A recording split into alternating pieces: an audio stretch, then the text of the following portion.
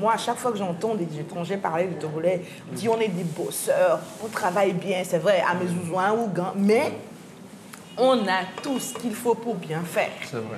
Rentrez, vous laissez à l'aéroport de Charles de Gaulle, je ne sais pas quoi, là, vos idées de Yovo, là, revenez en tant que Togolais. Je suis sûre qu'on pourra faire quelque chose pour notre pays que je pense... Non, je ne pense pas, je suis sûre qu'on adore.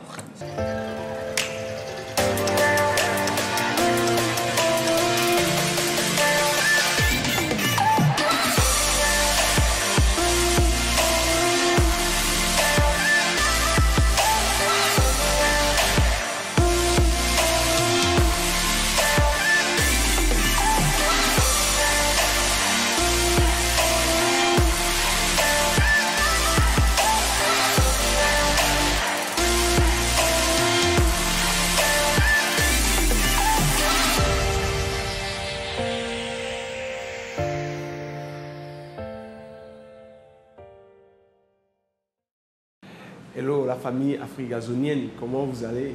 En tout cas, nous on se porte très bien.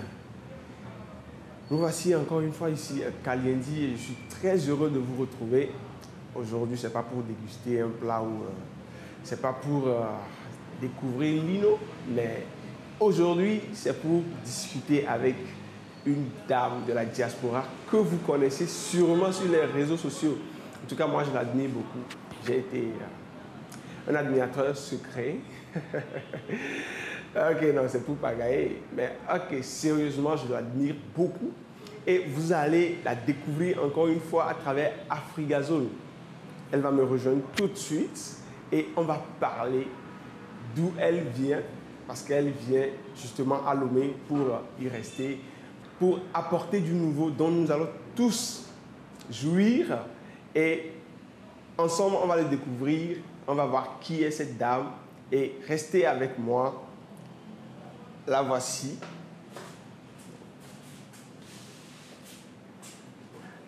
Bonjour. Tada! Bonjour.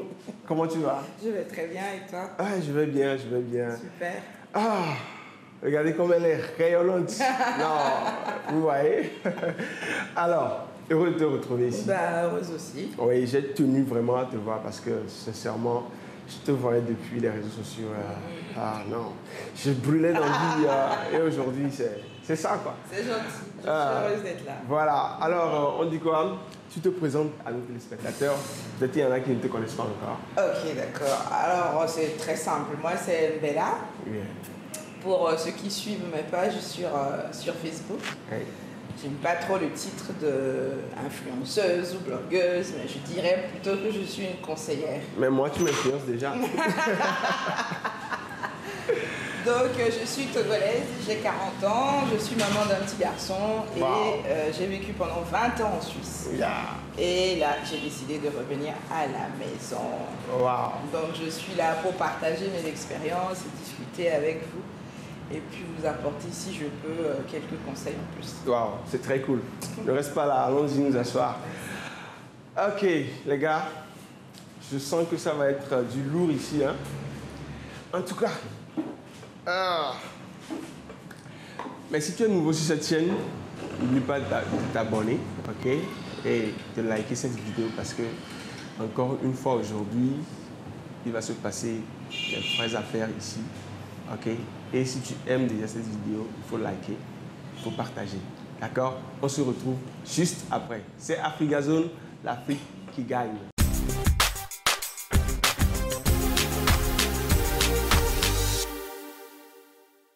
Alors dis-moi, tu nous viens d'où déjà? De la Suisse. Arrête ça.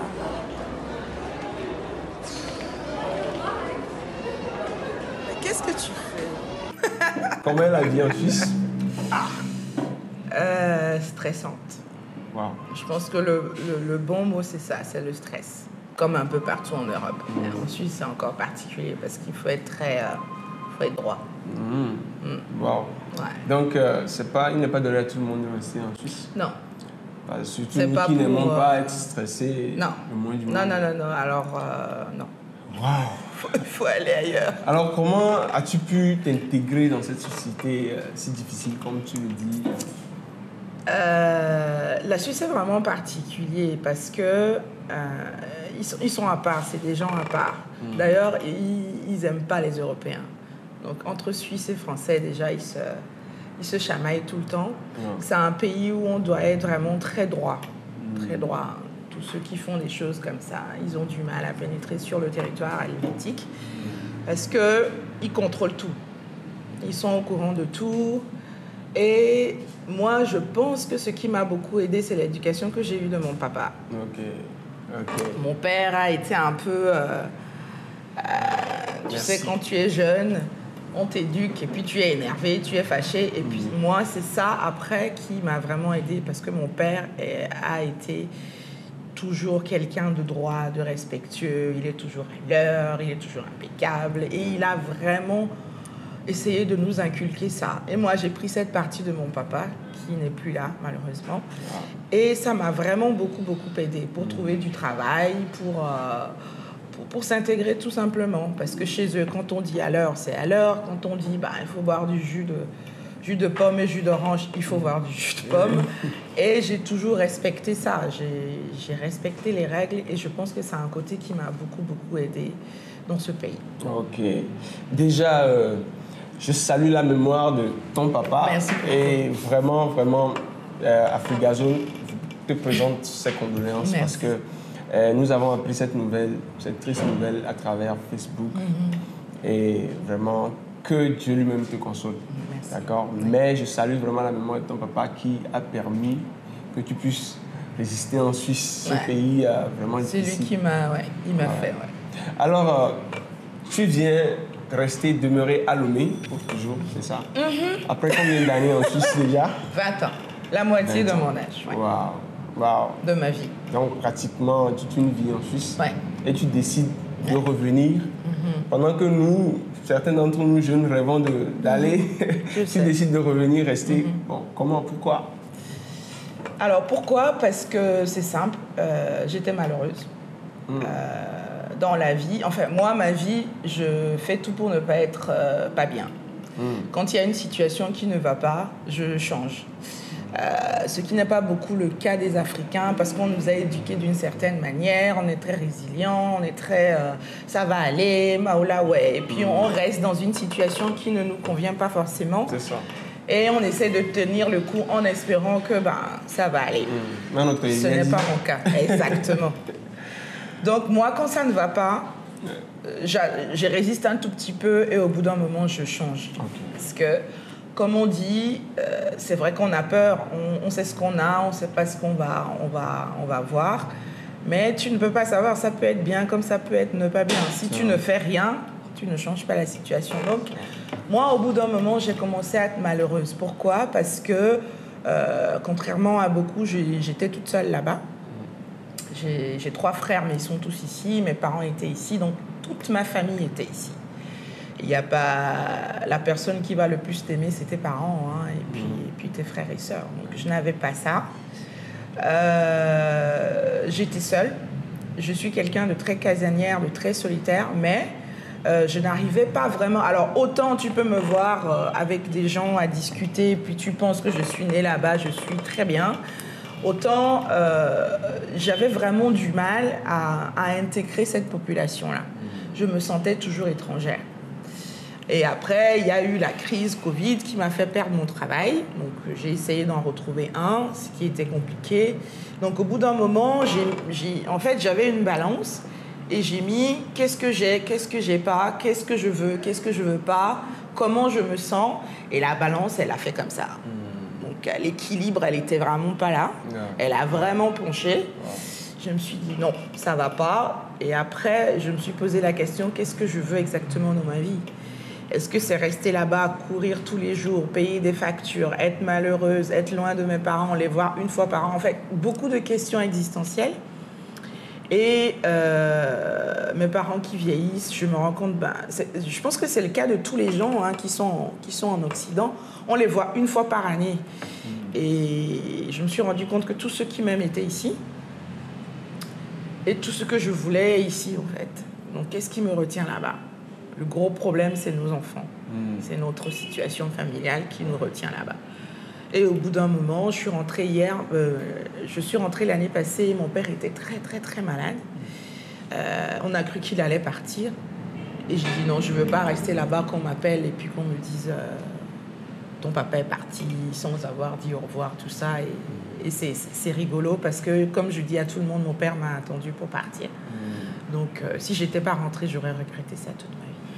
Donc oui, je sais qu'il y a tout le monde qui veut partir. Bah, ça fait 10 ans que j'envisage de rentrer et tu ne peux pas imaginer tout ce qu'on m'a dit. Tu es malade, ça ne va pas dans ta tête. Comment tu peux penser à rentrer au pays? Il n'y a rien à faire là-bas. C'est toujours mieux en Europe. Mais... Comme nous le pensons tous d'ailleurs. Exactement, exactement. On ne peut pas dire que c'est mauvais là-bas, mais il faut y être pour savoir comment ça se passe. C'est vrai. Donc, moi, ma balance, elle a trop penché. J'ai dit, aïe, je change la donne. Ok.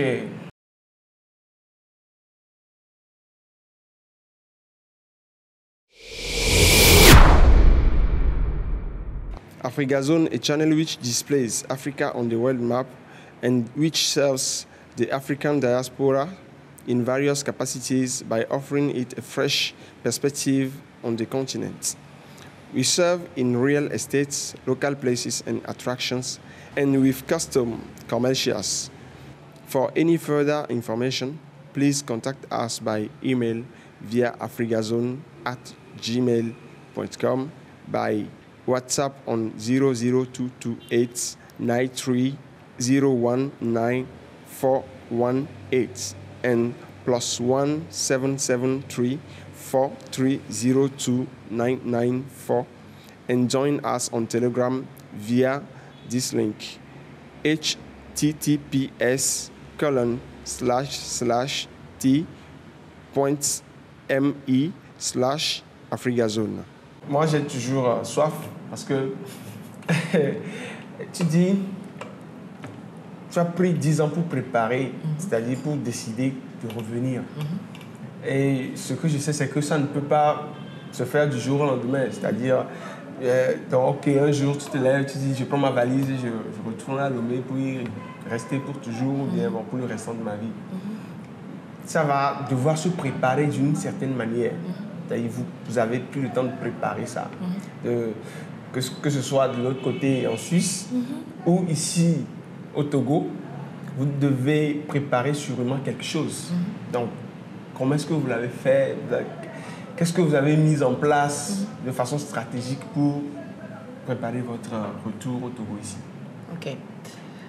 Moi, ça n'a pas été très, très compliqué parce que chaque année, je rentre. Ok. Pendant 20 ans. Il y a eu une année où je ne suis pas rentrée quand j'étais enceinte, mais absolument chaque année, je rentre. Ce qui fait que je n'ai jamais coupé le lien entre le Togo et moi. Donc, ça a été très simple de revenir ici, en fait. J'ai retrouvé ma marque. Quand je rentre, je reste tout le temps chez mes parents. Donc, je n'ai jamais perdu ce lien-là. Donc, c'est aussi quelque chose de très important. Il y en a qui sont partis depuis 10 ans, depuis 8 ans, depuis 20 ans, qui ne sont jamais revenus ici. Quelqu'un comme ça qui décide de rentrer, il va se prendre une claque dans la gueule. Ça, il faut pas croire. Donc, le fait de rentrer m'a préparé à revenir définitivement parce que je suis au courant de comment ça se passe, les réalités sur place. Est-ce que ça me convient? Est-ce que ça me convient pas? Donc, à un moment donné, j'avais la certitude que, en tout cas, il y avait 90%, enfin 90% de choses qui me convenaient. Et donc, ça m'a poussé à revenir plus tranquillement. Ensuite, oui, bien sûr, en Suisse, il faut, partout, hein, il faut faire comment je peux dire ça, régler les problèmes administratifs, il faut avertir le pays que tu pars, tout ça, mais on n'est pas chez nous. Hein. Si tu leur dis je pars, ils vont te dire au revoir. Ils ne vont pas te retenir. Rien, on ne te retient pas. On est chez eux là-bas, comme avec Bonoviomi, les fous. Mais vous apportez quand même, là-bas, en tant que diaspora africaine, vous apportez quand même quelque chose au pays. Alors, tu as intérêt à être un très bon élément pour être considéré comme on apporte quelque chose au pays. Et je répète que la Suisse est très particulière. Ce n'est pas comme les autres pays. Donc, le Suisse aime son pays et aime chez lui et les gens de chez lui. Je ne vais pas aller dire jusqu'à ils sont racistes, mais ils sont comme ça. Donc, ils ne vont pas Parce que tu leur dis, tu pars, à moins que tu sois un conseiller municipal ou je ne sais pas quoi, peut-être même qu'ils ne se rendent même pas compte que tu es parti. En tant que diaspora, comme tu dis, tu es diaspora pour les gens d'ici, mais là-bas, tu as un numéro en fait. Quand ils vont taper dans le système, tu as un numéro. Elle est là, elle n'est pas là, ça ne nous apporte pas grand-chose, à moins que tu aies vraiment un potentiel financier très important. D'ailleurs, c'est un pays très très riche. Pourquoi? Parce que tous les riches viennent là-bas, ils mettent leur argent là-bas. Donc si tu t'appelles Abdoulaye, je ne sais pas quoi, de Dubaï, et puis que tu as des milliards là-bas, si tu leur dis que tu pars, peut-être que là, ils vont te dire, OK, il y a un souci. Wow. Sinon, non. En tout cas, moi, je n'ai pas ressenti ça. Wow. Alors, bienvenue chez toi. Oui. Parce que c'est vraiment époustouflant d'entendre ce genre de choses, très époustouflant. Et au même moment, ça booste le moral. Parce que avoir le courage de redescendre, parce que d'abord, là-bas, je considère comme une zone de confort. OK, je suis là, peut-être il y a certaines assurances dont on bénéficie, mais décider de quitter tout ça et revenir, reconstruire toute une vie, c'est vraiment à encourager. Je crois que c'est vraiment courageux de ta part.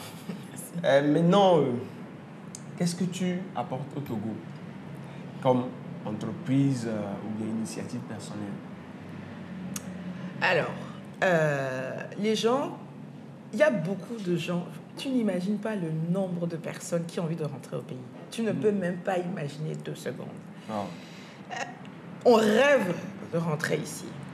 Mais le problème, c'est que comme tu dis, on a une espèce de confort là-bas qui nous bloque, qui nous arrête, qui ne nous encourage pas à partir. Beaucoup pensent qu'il faut des milliards sur leur compte pour rentrer au pays. Il faut de l'argent. Bien sûr qu'il faut de l'argent avant de rentrer ici. Tu ne peux pas rentrer avec 0 franc. Quoi que tu rentres avec 0 franc ici, tu peux dormir chez tes parents ou chez quelqu'un, tu manges pendant un moment. Bref, mais ce n'est pas ça le problème. Donc, cette espèce d'idée que nous, de la diaspora, on se fait pour rentrer, elle est un peu fausse, à mon humble avis. Il ne faut pas rentrer au pays dans l'idée de devenir riche ou dans l'idée de transformer le Togo ou dans l'idée de « waouh, j'arrive, je fais un truc, voilà, ma vie va changer ». Non, il faut être humble quand tu rentres. Okay. C'est-à-dire que quand tu rentres, tu dois pouvoir te remettre dans la peau d'un Togolais. Ça veut dire, moi j'ai dit, ça fait 20 ans que je suis partie, je n'ai jamais loué de maison à 300 000 francs quand je rentre pour aller dormir dedans pour avoir la clim. Je dors à la maison avec mes parents, avec le ventilateur qui fait pac, pac, pac, pac, pac, pac. Tu vois ce que je veux dire? Ah oui, oui. Donc c'est ça aussi de décider de rentrer. C'est de tout d'un coup te réapproprier le Togolais qui est en toi. Yeah. Donc, c'est de te dire que le matin, tu vas te réveiller, tu vas manger comme, tu vas manger à Imol ou tu vas manger, je ne sais pas, à Veilly. Au lieu de, voilà, au lieu de croissant, voilà, petit déjeuner à l'occidental, tout ça là. C'est ça aussi. Décider de rentrer, c'est ça. Yeah. C'est de te dire que tu vas manger du foufou et non aller au Sarakawa ou au 2 février. Tous les... Ok, quand tu arrives pour te faire plaisir, ou de temps en temps, tu peux te retrouver dans ce luxe-là. Ouais. Donc, c'est ça aussi, décider de rentrer. C'est être humble. Ce n'est pas revenir ici et vouloir la vie que tu as là-bas, ici. Tu vas te casser la gueule. Yeah. Donc, c'est vraiment quelque chose qui est très important à souligner pour les gens qui veulent venir ici. Donc, moi, comme je rentrais déjà chaque année, je n'ai pas eu de problème. Et j'ai accepté de redescendre un peu d'un cran pour pouvoir me réintégrer ici. Alors, comme je t'ai dit en Suisse, c'est ce sentiment aussi qui m'a poussée à partir. J'avais l'impression d'être inexistante. Je ne servais à rien. Ici, même si je ne viens pas ouvrir une banque ou quoi, je peux aider le voisin qui est à côté de moi. Là où j'ai loué une maison, la personne qui est à côté de moi, je les aide. J'ai des petits-enfants qui passaient devant ma maison. J'ai vu qu'ils n'avaient pas de chaussures, qu'ils n'avaient pas de quoi aller à l'école. Je suis rentrée. En fait, je ramène des habits, des jeux, des livres, des choses comme ça ici au pays que je vais donner aux enfants. Mais rien que de faire ça, tu apportes quelque chose. Et je reviens à la même chose. Les gens pensent que c'est en revenant ici et en faisant un truc extraordinaire qu'ils vont changer les Togo. Non. Si nous tous, on mettait 10 € dans une cagnotte, ou bien, bon, on ne va pas parler de cagnotte parce que voilà, ce n'est pas hyper motivant, mais toi-même, qu'est-ce que tu fais en tant que personne quand tu rentres au pays? Si tu rentres au pays, tu prends un enfant et pour la rentrée, tu lui achètes un cahier, une ardoise, un stylo, un crayon, une gomme. Tu fais ça à un enfant. Nous tous qui sommes là-bas, là, si on fait ça là, je suis sûre que tous les enfants auraient le minimum pour aller à l'école. Si moi, par exemple, en tant que personne, je vais faire un banc dans une école, un banc, imagine le nombre de personnes de la diaspora. Si tu te dis, toi, l'argent que tu viens prendre ici pour louer la maison à 300 000 francs, tu dis, je vais acheter un lit pour quelqu'un qui est malade dans un hôpital. Et ça, parce que tu fais partie de la diaspora, tu peux le faire. Tu vois ce que je veux dire? C'est la différence avec un Togolais lambda.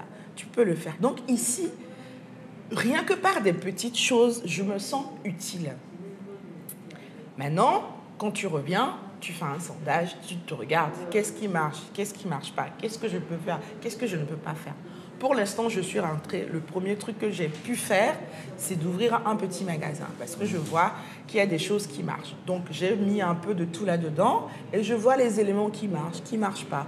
Donc, pour avoir une petite rentrée d'argent, avec l'idée, mon rêve, c'est d'ouvrir un restaurant comme ça. Mais il faut aussi penser à quelque chose d'hétéroclite, c'est-à-dire pas faire comme tout le monde.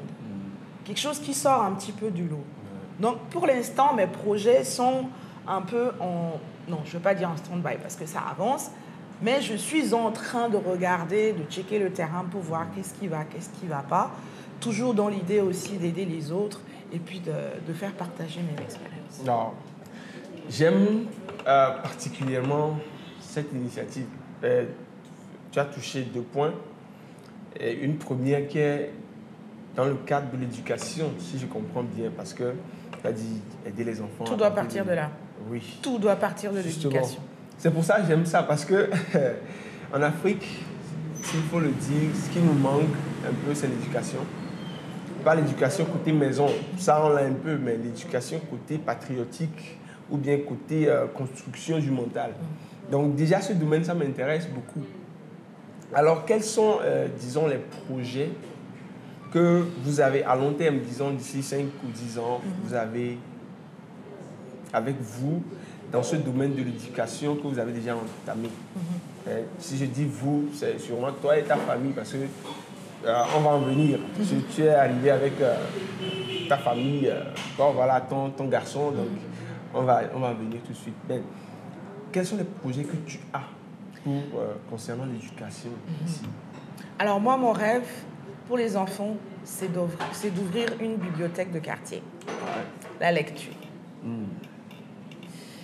Il n'y a pas mieux qu'un livre pour éduquer un enfant. Bon, mon enfant, les Blancs lisent des histoires à leurs enfants avant de dormir. Avant que j'ai des enfants, comme tout le monde, j'ai dit, et quand j'ai eu mon enfant, je me suis dit, bah, de toute façon, moi, je ne vais pas le faire. Ça, voilà. Déjà, voilà. Ça... Mais j'ai commencé à le faire. Parce que son père est européen, donc lui, il a dit, non, il faut lui lire une histoire. L'enfant ne sait pas parler. Et tu commences à lui lire une histoire. Je vais te raconter une anecdote. Il avait un livre, Zarafa, la girafe. Je lui lisais le livre.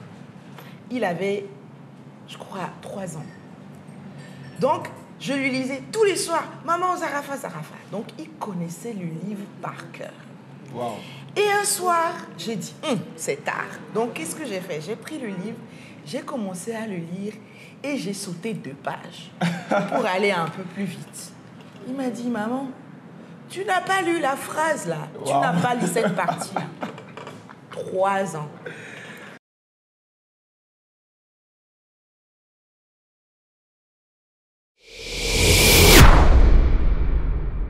Afrigazone est une chaîne qui affiche l'Afrique sur la carte mondiale et qui sert en diverses capacités la diaspora africaine en lui offrant un regard neuf sur le continent. Nos services visent l'immobilier, les places et attractions locales et les publicités à préférence.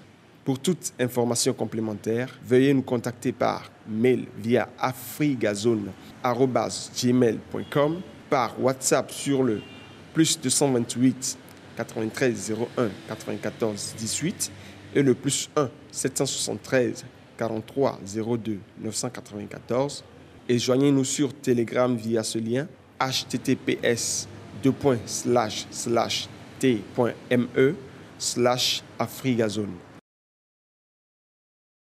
Donc, tous les mots rentraient dans sa tête et il connaissait en fait, sans savoir lire, il connaissait l'histoire par cœur.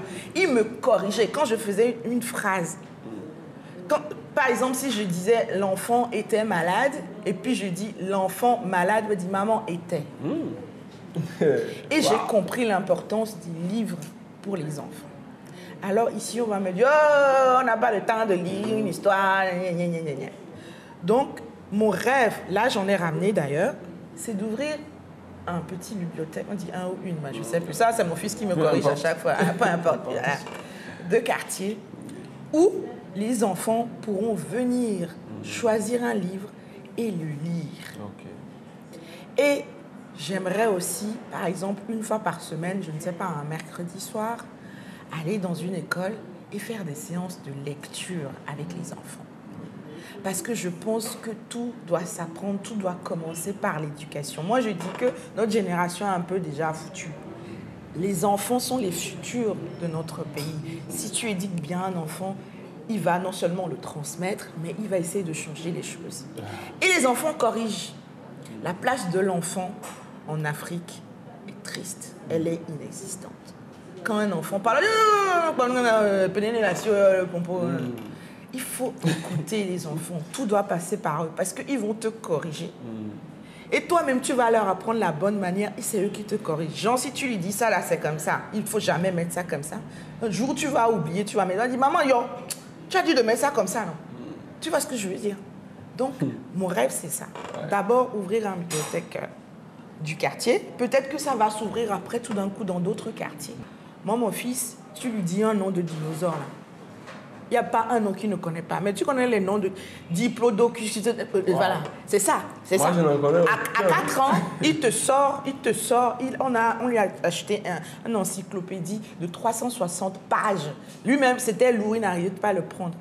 Mais tu fais comme ça, tu ouvres comme ça. Il va te dire le dinosaure, le nom du dinosaure. Wow. Ce n'est même pas une histoire que je le glorifie ou quoi que ce soit. Mais tu mets un enfant togolais dans les mêmes conditions. Et il aura le même niveau. Donc, projet de rêve, bibliothèque. Je tombe des nues. Hein. Non, il faut te lever, pardon. C'est waouh. Non, c'est simple, c'est pas compliqué. Oui. Moi, je vais là-bas, mes amis suisses, je leur dis, donnez-moi les livres que vos enfants ne lisent pas. Je mets ça dans un carton. Je fais venir par container. Il n'y a pas beaucoup, mais je fais venir par container. Et puis après, là, j'ai déjà un bon tâche. Donc, j'attendais la rentrée scolaire. J'ai déjà une école en vue pour aller poser mon idée, tu vois.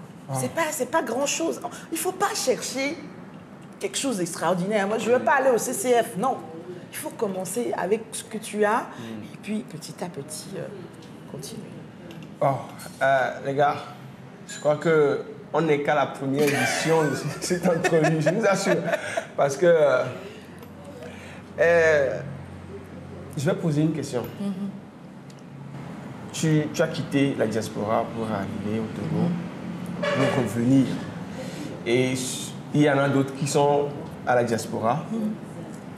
Tu as sûrement vu des domaines. Tu viens de parler des domaines de business, comme ta boutique, et aussi de l'éducation.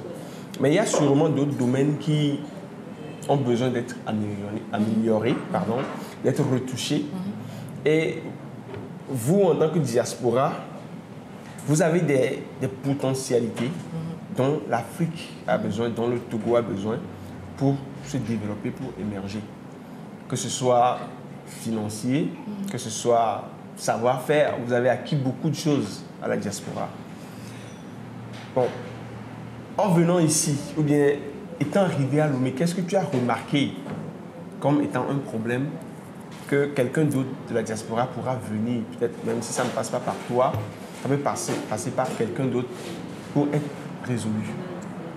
Comme un problème, un domaine potentiel de développement ou d'émergence pour le pays. Il y a un domaine qui est très très important, c'est la santé. Ouais. Le premier point qui fait qu'on ne revient pas ici, là, c'est la santé. On se dit, si on est malade, on n'a pas... Et puis, il n'y a pas un coin ici, là, pour nous sauver, nos enfants. Et puis, c'est le seul truc qui retient les gens. Parce que l'Europe a un autre système. Ils sont très développés. Et puis, tu peux te faire soigner correctement. Même si tu n'es pas riche, tu te fais soigner. Il y a un système d'assurance maladie qu'on n'a pas ici. Ok. Enfin. Donc, ça, parce qu'on parle de vie, là. Moi, j'ai eu l'expérience avec mon père. On parle de vie. Il y a des gens qui meurent, qui ne doivent pas mourir. Donc, ça, c'est un côté qui, pour moi, parce que si tu n'es pas bien, tu ne peux pas aller travailler, tu ne peux pas aller à l'école, tu ne peux rien réaliser. C'est la base. C'est la base. Donc, la santé est vraiment très... C'est vraiment... Mais c'est la vie, c'est tout simplement la vie. C'est la vie. Donc, s'il y a des gens dans le domaine médical, parce que le problème, c'est ça, c'est que on va tout donner aux Blancs. On va tout donner aux Blancs. On fait des études, tout ça, après on part là-bas, tout notre argent, on le leur redonne, et tous nos savoir-faire, on le leur redonne. Donc, s'il y a des gens qui peuvent, ne serait-ce que le matériel, que du coton, coton, balo qui est mis sur soigner l'amour.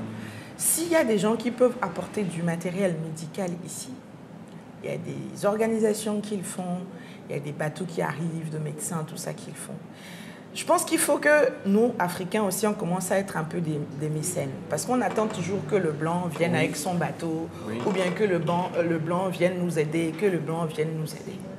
Donc, quel moyen on peut avoir quelqu'un qui travaille au CHUV? Au CHUV, c'est un peu le CHU de la Suisse, qui travaille là-bas en tant que Togolais. Qu'est-ce que tu peux faire?